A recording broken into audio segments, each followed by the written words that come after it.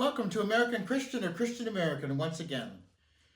I'm your host, Sean Legacy, and if you would hit the subscribe button or at least the like, that would help my videos get spread around.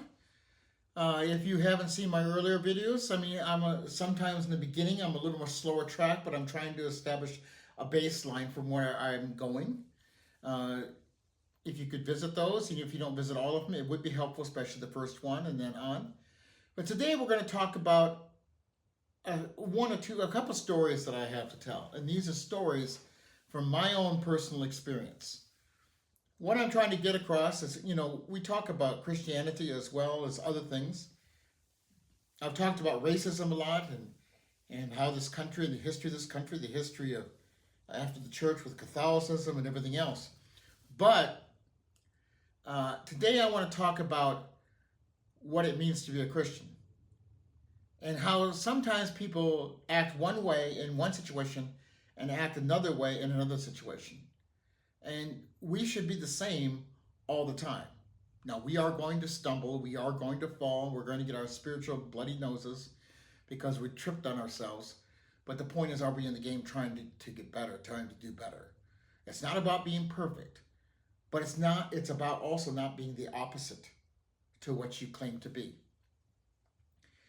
Many, many years ago, when I was in my mid-20s, which, like I said in the beginning, I'm going to be 60 in June of 2025.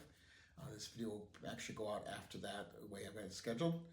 But I was around 25 years old, living in Alabama at the time, and I was attending a particular church where I was working with deaf individuals.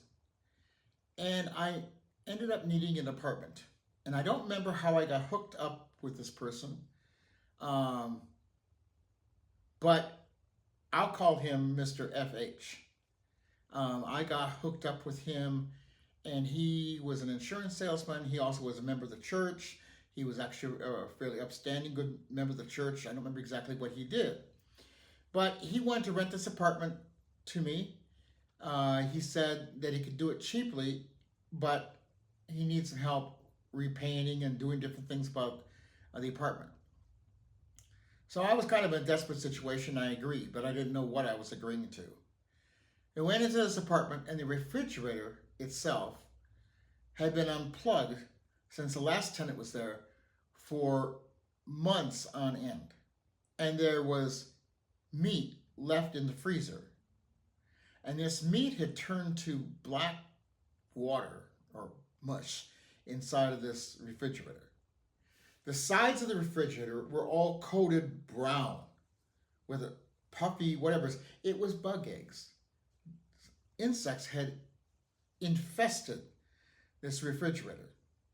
He wanted me to clean this refrigerator up so I could use it. Actually, as I did that, I got disgusted and I put the thing out on the patio, put the door up open against the wall so no one could climb into it. And what I know today is you can't restore anything like that. That has to be disposed of and it has to be replaced. You cannot use a refrigerator like that. Excuse me a second. Also, I was a student, I was working, but I went to school full-time, worked full-time. That's kind of been my history. I've never really had time in my life where I could be a student. I was always already established, and I didn't really have the money even if I wasn't established. I had to work. I had to work and go to school full-time.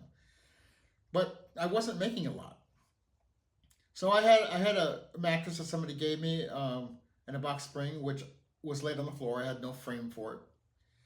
And the apartment, which I didn't realize when I first moved in, because I moved in and I went home for a little bit, for about 3 weeks, and then I came back. But the apartment was infested with roaches. It was infested with mice. And I didn't know till the last day that I moved out of that apartment and moved into a back of a garage apartment from a lady from church, older lady. A rat jumped out of a box. There was a hole in a couple of places in the ceiling. I didn't know what was chewing those holes through. It was a rat about that big. And I've seen bigger rats, but that was big enough. I would set traps in the room in 3 different corners of the living room. I didn't use the bedroom. It was too nasty, and I just wanted to keep everything in one place. I would set these traps for the mice, and sometimes I would hear these 2-inch huge roaches eating the bait.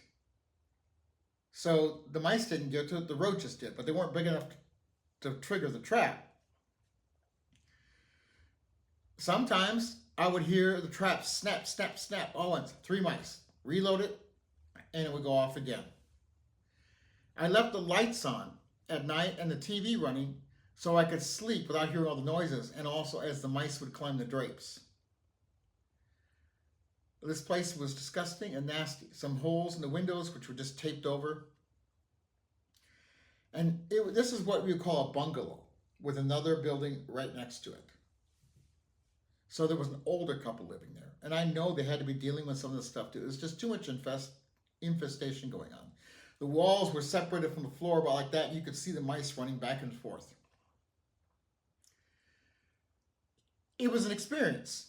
And I guess I don't regret going through it, but I hope I never have to go through it again. I'm not real brave when it comes to mice. I don't like mice. They're not really, they're actually dangerous. If you don't know it, they carry diseases. I didn't know how dangerous those diseases can be until recently. So with all these things going on with the call of the wild, so to speak, not exactly the call of the wild I enjoy. I love camping and going out with wilderness, but this isn't exactly what I had in mind, and I didn't really want to call them in. I would rather go out and see them in the forest. But again, these are not the particular critters that I want to see anyway.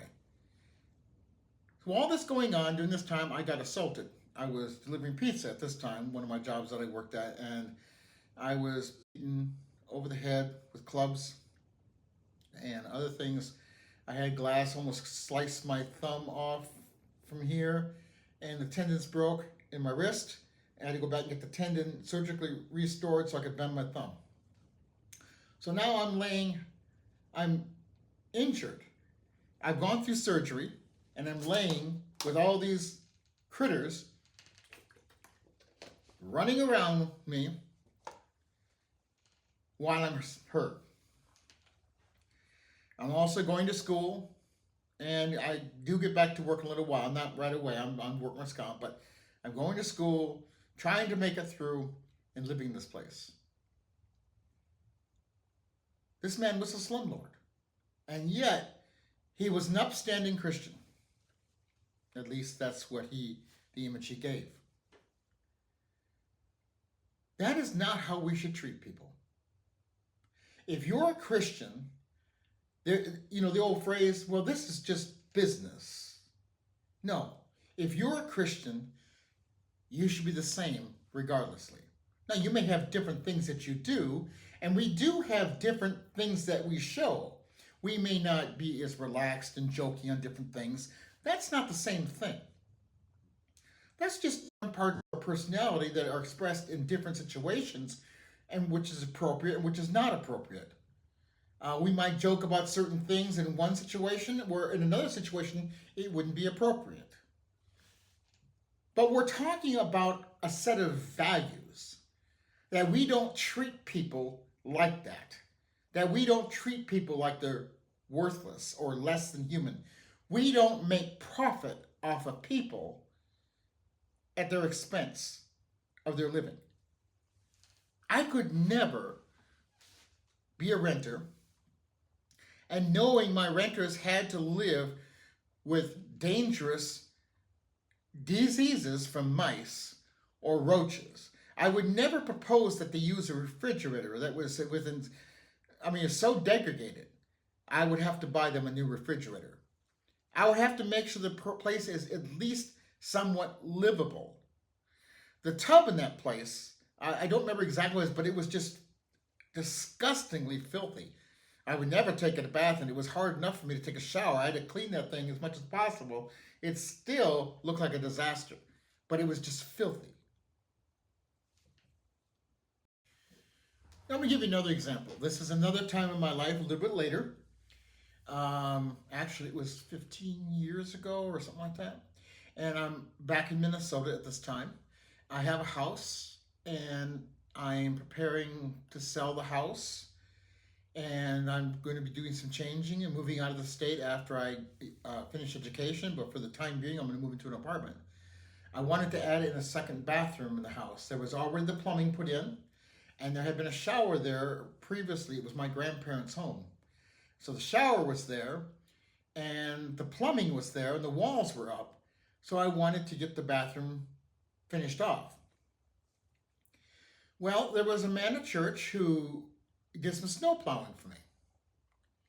I didn't know him real well, but he also said he did handiwork. So I said, okay, well, and that's good. If you have people in your congregation, it's good to support people, um, give them jobs, give them work, and I think keeping the money together is a community type thing. But there has to be integrity going on, and there isn't always. So this man did this bathroom for me, and he did a terrible job. The floor wasn't put ceramic tile in. The floor wasn't leveled out right. Several of the tiles cracked in several places. We were able to kind of fill it in a little bit. Um, he was supposed to replace a shower top that had a kind of a fogged area, and he just replaced it. It just looked absolutely hideous. I had to do it all over myself. He didn't know how to do molding around there, how to miter the cuts. It was just poor quality. Now, I paid him. I wasn't going to go through a fight with him on that. But here is a man who should not be doing handyman work. He also did for another lady at church, did an awning that just in the slightest wind blew off her house because he didn't secure it properly. You see, if we are truly Christians, then we don't do work for other people that we can't do. Or if we don't know, I just wouldn't do it. I would make sure I knew what I'm talking about. I do different things. I might do a floor for somebody if they understood that I'm not professional. I've done floors in my home now, laying vinyl plank flooring. It's not perfect, but it looks pretty good. People can't tell. But I would never, and I wouldn't be charging for it if I did it. I would just do it for somebody. But the point is, I'm not going to misrepresent myself as an expert when I'm not. I mean, I'm pretty good at that, but there's other things I couldn't do. I don't think I would tackle plumbing.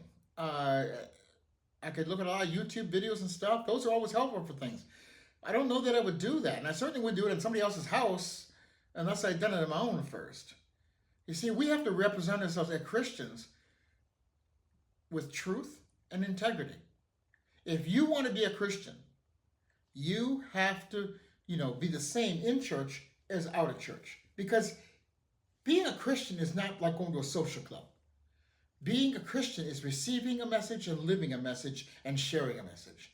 The message that Jesus Christ loved us and that we learn to love God and we learn to love each other. Jesus' message is like a flowing river, a powerful river with spring rains or snow melt. That's what it is. You cannot go around and live that way.